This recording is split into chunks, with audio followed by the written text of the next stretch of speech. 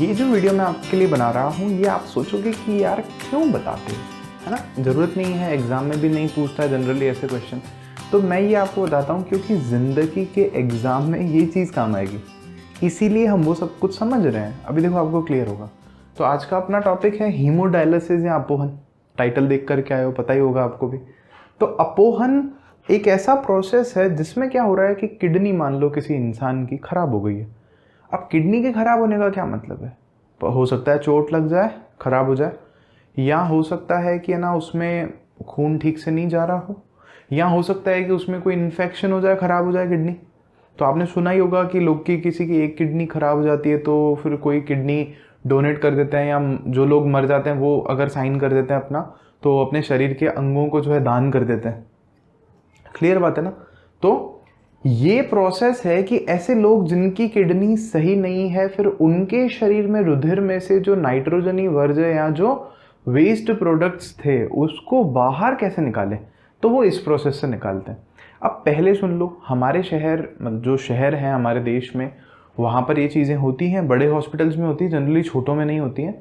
और वहाँ पे पर सेशन जो हीमोडायलिसिस का चार्ज होता है, आज की तारीख में मैं बोल रहा हूँ 2020, हमारे यहाँ पे 26 तारीख हो रही है आज अक्टूबर, तो लगभग किसी हॉस्पिटल में 800 रुपये एक सेशन में लगता है कि एक बार जा कर के करवा के आते हैं, या हफ्ते में उनको 3-4 बार जाना पड़ता है। अलग अलग हॉस्पिटल्स में प्राइस अलग अलग है, प्राइवेट में कहीं 1200, कहीं 1500, कहीं 1600, दूसरे देशों में बहुत ज़्यादा है, 6000-7000 रुपये एक बार के लिए।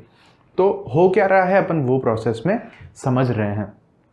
सबसे पहले देखो क्या करते हैं, आर्टरी या जो हमारी धमनी है कि मतलब लिटाते हैं पेशेंट को और उसके हाथ में से जो धमनी है उसमें से रुधिर का एक पाइप लगाते हैं, एक ऐसे नलकी, और उसको आगे ले जाते हैं, और वो एक ब्लड पंप से जुड़ी हुई होती है।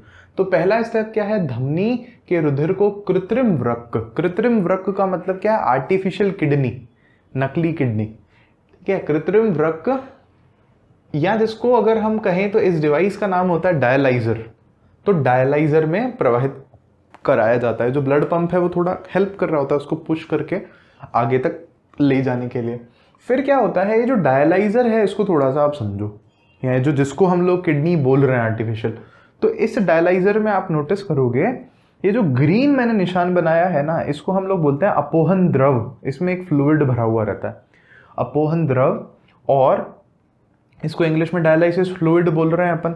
तो कहीं से स्वच्छ अपोहन द्रव या जो डायलाइसिस फ्लूइड है वो पंप होकर के इस मशीन में आ रहा होता है, और वो ऊपर की तरफ कंटिन्यूअसली फ्लो कर रहा होता है। और अगर मैं आपको यहाँ पर बताऊं तो यहाँ पर क्या होता है, ट्यूब्स होती हैं, पतली पतली पतली पतली।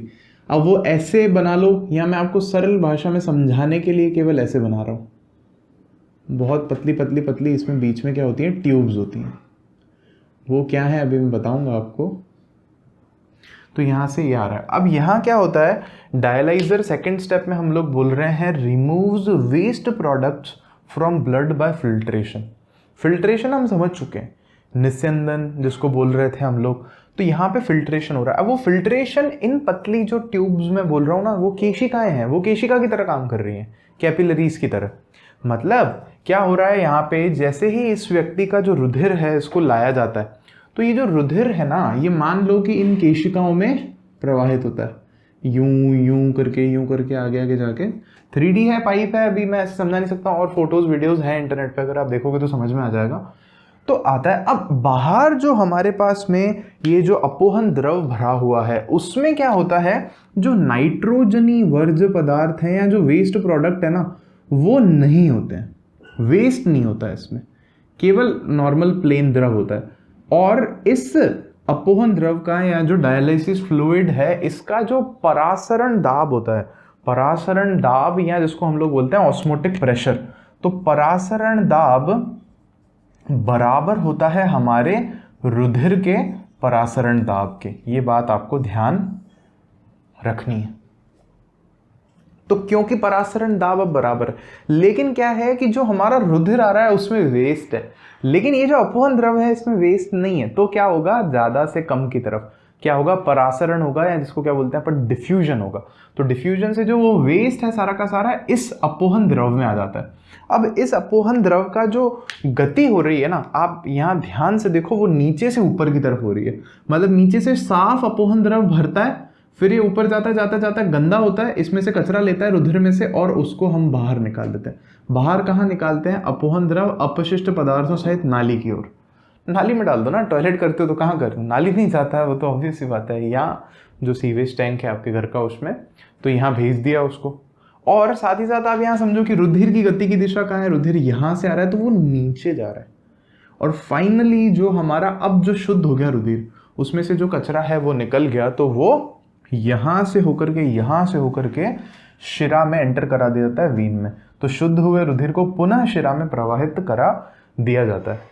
यहाँ एक बात नोटिस करना कि यहाँ पर एक चीज नहीं हो रही। यहाँ पर अगर हम ध्यान से देखें तो जो सेलेक्टिव रीअब्जॉर्प्शन था, या जिसको हमने चयनित पुनर्अवशोषण बोला था, वो चीज नहीं हो रही है यहाँ पे।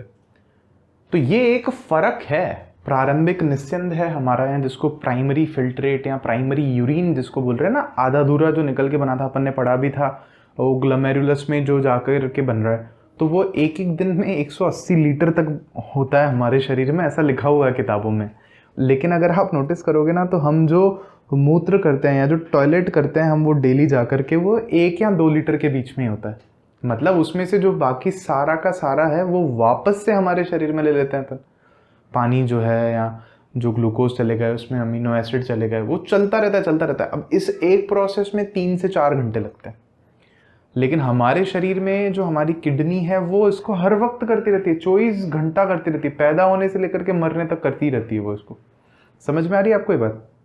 3 से 4 घंटे। अब जो एक इंसान को मान लो दोनों किडनी खराब है, तो हफ्ते में 3 बार जाना पड़ रहा है या 4 बार जाना पड़ रहा है, 4-4 घंटे उसको देने पड़ रहे हैं। और सिर्फ इतना ही नहीं, उसका 1 साल का अगर हम हमारे देश में खर्चा देखें तो वो लगभग 1.5 लाख रुपए तक का खर्चा आ जाता है केवल और केवल ये कराने में, और उसको कितना ज़्यादा टाइम भी देना पड़ता है। और अगर मैं आपको कहूँ तो हमारे देश में भी देखा जाए तो ये व्यवस्थाएं अभी बहुत अच्छी नहीं हैं, और इसीलिए मेरे को उम्मीद है यार, आप लोग जाकर के जब बहुत अच्छे काम करोगे तो इन चीज़ों पर भी ध्यान दोगे, ऐसे पेशेंट्स पर। आप सरकारों में होगे, आप पता नहीं क्या क्या कर रहे होगे।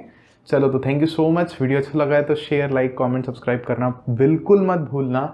मिलता हूँ नेक्स्ट वीडियो में।